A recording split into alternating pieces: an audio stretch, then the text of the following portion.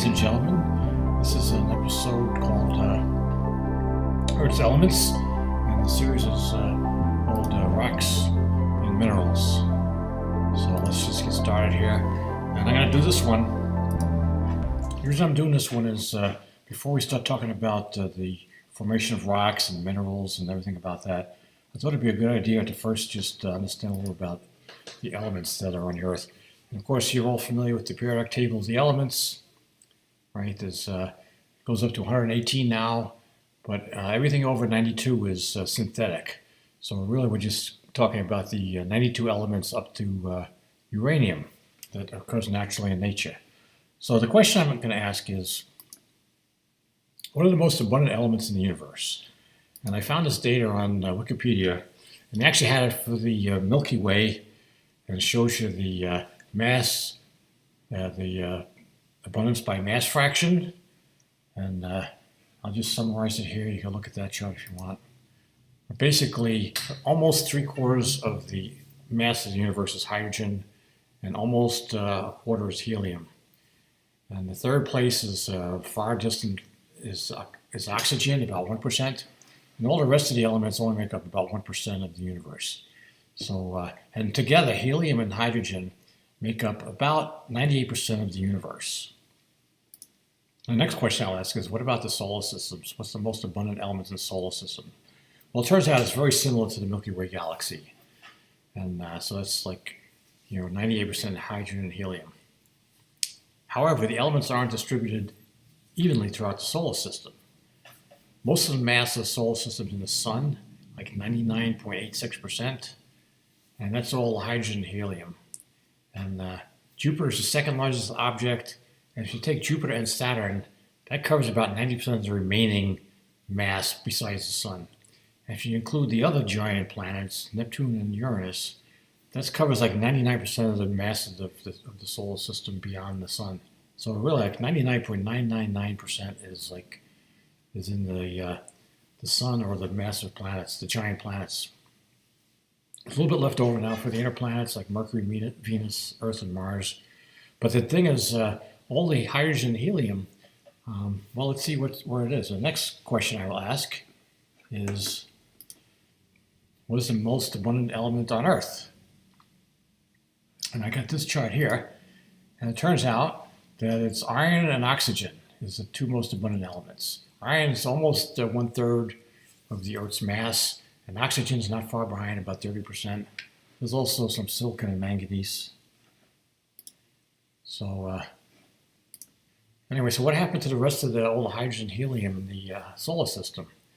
Well, it turns out that helium really can't exist very well on Earth. It's too light. It's just a gas, and it'll drift up into the atmosphere. If you ever see the helium balloon, it just rises, right? So now if you didn't have a container like a balloon, it would just keep on going up, finally hit outer space, and get blown away. So there's very little helium naturally occurring on Earth. Hydrogen, the same thing, except hydrogen can form, compounds, and so, like for instance, water will have hydrogen in it. So the abundant elements on Earth are iron and oxygen, and second was silicon and magnesium. But again, the elements aren't evenly distributed throughout the Earth. It's not a homogeneous planet. In fact, the Earth is layered. You probably remember this picture from elementary school science. There's basically 3 parts to the Earth. There's a core, a mantle, and a crust, and they're all different. So it turns out, I go back to here, let's see. Back in the early days of the Earth, there was all molten, and all the heavier stuff like iron, all the denser elements sank to the bottom, which is actually the center of the Earth. So they ended up in the core, and the lighter elements rose to the top, so that'd be the crust. So it turns out that the core, if I look at this chart here, again, data from Wikipedia, it's 88% iron and 6% nickel. So that's where all the iron went, at least a lot of the iron went. So that's why if you look at the Earth is mostly iron, but it's not all evenly distributed. And if I go here, let's see, where is this? So the core is mostly iron and nickel. But it turns out the crust is mostly oxygen and silicon. So let me just take a look at the crust here. This is the crust. That's the core.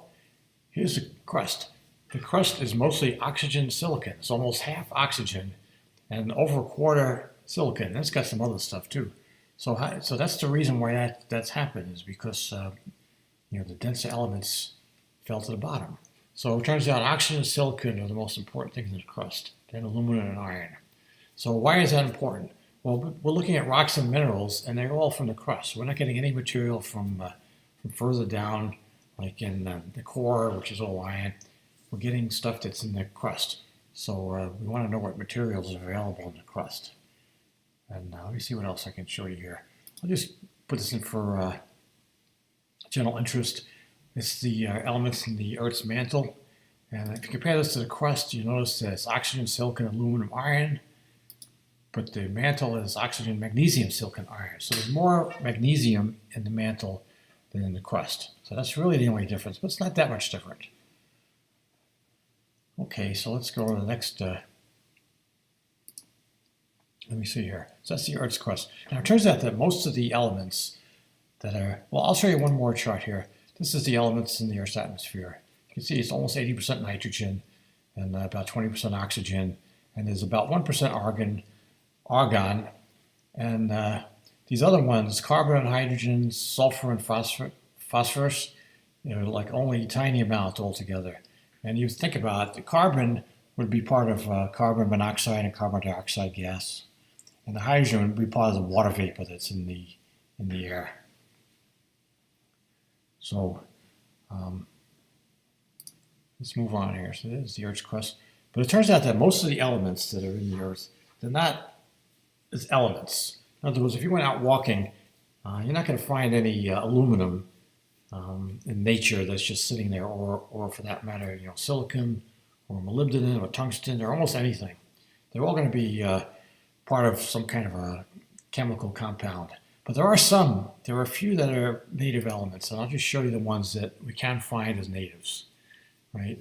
Number one is going to be carbon, and carbon comes in different forms. There's charcoal, there's graphite and diamonds, and here's graphite, and you probably you might recognize it as part of your pencil. And another element that occurs in its natural state is sulfur. And it's mostly associated with around volcanoes. You can see these people are actually mining sulfur. And I think this is somewhere in the Far East. But the yellow stuff is sulfur, and that forms there in its native state. And there are three metals that are found in nature. Let's see if I can find this. Oh, here we go. It's copper, silver, and gold.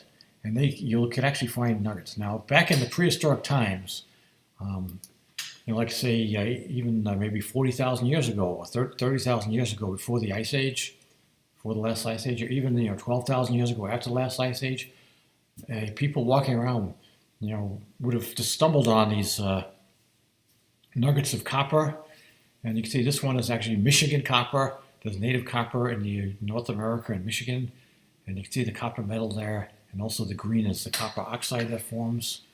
And the same is true for silver nuggets.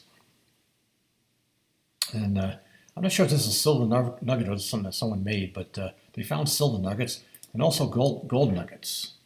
And all that stuff was actually could be found just walking around, laying on the ground, or maybe it might have been, most likely it would have been like in a stream bed or something, or a riverbed. So, but here's a chart I just want to show. And this is actually shows the abundance of elements in the Earth's crust. And it's actually, if you figure this out, it's in milligrams per kilogram, which is the same as parts per million. And you can see how common some of these things were. For instance, if you look at number 29 is copper, about 60 parts per million. And whereas number 47, right below it, Ag is silver.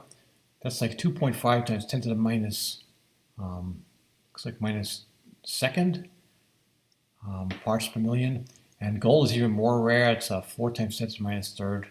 So you can see why gold is more rare. But the reason these things, like copper And it doesn't react very quickly. Now you can see it does have some reaction with oxygen, and this is what happens if you put like a copper roof on your house. You'll see it turn green, but underneath the green, it'll stop reacting. It won't just rust all the way through like iron would. And silver reacts even less than copper. It reacts a little bit. It can turn black with silver sulfide, and then you have gold reacts even less than anything. So let's just continue on here. Here's another one here. Platinum, another thing that can appear in nature. However, it's very rare. Nuggets are almost unheard of. And if anything, it's tiny flakes. And in fact, it's so rare that people didn't actually know about platinum until like the 1700s. And another one is iron. That's also pretty rare because iron can rust, right? You just have iron rusts and it disappears. And if it is found, it might be with a nickel alloy. But there is one way that we do find iron, and that is meteorites. And here's a meteorite that fell, I forget where this actually fell. I can't remember, but this is like a really huge meteorite. They call it the Tamantit meteorite. I think it was from the Sahara Desert in 1864, and now it's in the museum in France. And this thing weighs like 500 kilograms. So that's a huge iron meteorite, man. That'd be cool to find one of those, wouldn't it? And another thing people find, believe it or not, arsenic. Arsenic, and it's also rare as a native arsenic. And I see that they're found by hydrothermal vents. I don't know where exactly those are. But people in ancient times did actually find arsenic. And here's an arsenic, a native arsenic nugget. And I'll just show you another chart here. This actually shows the periodic table, but the dates of discovery of each element. And I'll draw your attention to the red ones there. Those are ones that were known to the ancient people. So like, 4,000 years ago, they knew about this stuff. And if you just go up along the list here, you notice that number 6 is carbon was known, of course, because they knew graphite and diamonds. And number 7, sulfite, they found that if they were near a volcano. Like there were volcanoes like Mount Vesuvius, for instance, in Italy. Number 28, iron, they knew about, probably from finding a meteorite. Number 29, copper. 47, silver. 79, gold. They know all those from finding nuggets. Now they also knew about tin and lead. And I don't know if they occur in nature, but they might have just found out about them a long time ago. And like I said, arsenic actually does occur in nature. So that's the native elements. But it turns out most of the elements are not native. They actually form they're not found as a native species. They will form molecules or compounds, and that's the only way you're going to find them. So there'll be a mineral will be basically a compound, and a crystal. They usually grow as crystals. Now, why are they not native species, most elements? The answer is chemistry. Okay, what do I mean by chemistry? I'll just talk about that a little bit. So first of all, what is chemistry on Earth all about? You've all taken high school chemistry. It's basically about electron configurations. And I'll just try to explain this really quickly. But let's say you have an atom like, let's say, oxygen. Let's go to the periodic table here. See, oxygen is atomic number 8, and it's got a certain electron configuration. And the way it works is these electrons,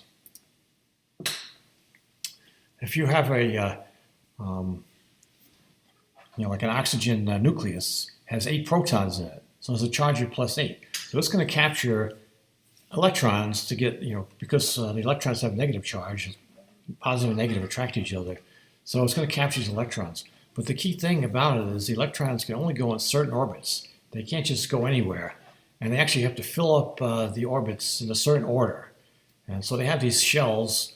We call them like the first shell and the second shell. And there are subshells, the S and the P and the D. And the key thing is they have to fill up these shells in a certain order. So when you have, let's say, oxygen, you notice it's on group 16, the 16th column there. And it'll fill up its shells. And when it's finally a neutral atom of oxygen, it'll have the electron configuration is going to be exactly the same as, it's going to be 1s2, 2s2, 2p4. Now the thing is, And this is, I can't really explain why this is the case, but all the atoms want to have the same electron configuration as the noble gases. Or another way of saying that they want to have their shells filled completely. They don't want a partially filled shell, right? And I'll just give you an example of noble gases. If you go over here on this periodic table, the far right there, group 8A, helium, neon, argon, krypton, xenon, and radon, they all have completely filled shells. And so they don't react to anything. They have no reason for them to react to anything. So for instance, neon is a 1s2, 2s2, 2p6. You notice there's 8 electrons in the level 2, and it's perfectly happy, so it doesn't react to anything. The next one below it is argon, and that's the same as neon, but it's got 3s2, 3p6. So the third level is completely filled with 8. So again, it doesn't react to anything. But then you take like the oxygen, who's 2s2, 2p4, it only has 6 outer electrons. So it wants to be filled. So, but I'll give you the classic example. And if you look in this periodic table here, if you go to the first column, and it's atomic number 11 is sodium. And you notice it has the same exact, I can't read the chart very well from here, has the same exact electron configuration as neon, but it has an extra electron, right, because its atomic number is 11. So it's got the same as neon, but then a 3s1. Well, it doesn't like having that one electron there by itself. So what it does is it'll actually kick out that electron, and it'll end up with a sodium that's minus 1 electron, and then an electron will be flying around freely. And that sodium, they call it an ion now. It's no longer an atom. It's a sodium ion. It will have a positive charge of +1. If you go back to the chart here, on the whole opposite side there, number 17, atomic number 17 is chlorine, right? So it has 17 protons, and a neutral atom would have 17 electrons. Well, let's look at the electron configuration of that. Is the same as neon, but 3s2, 3p5. So that means there's 7 electrons in the outer shell. But it doesn't like that. It wants to have 8, either 8 or none.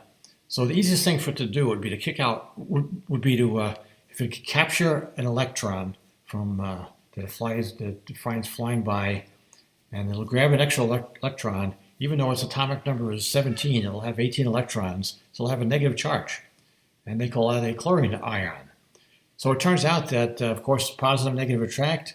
The positive sodium ion and the negative chlorine ion will interact. And what do you get? Well, it's right here. You get just plain old salt. Right? This is called sea salt because they got it by evaporating water from the sea. But we can actually look at this closer there. See what it's all about there? It's sodium chloride. It's a crystal that's formed by a sodium ion and a chlorine ion that just attracted to each other. So that's what we get there with that. And so I'll just go back to this presentation here. So that's called the mineral halite, by the way. And so there's a mineral. We finally touched on an actual mineral. We also call it rock salt, and it's also called table salt, but sodium chloride. And it has a particular kind of bond called an ionic bond. So anyway, that's basically this presentation here. And I'm just going to summarize here.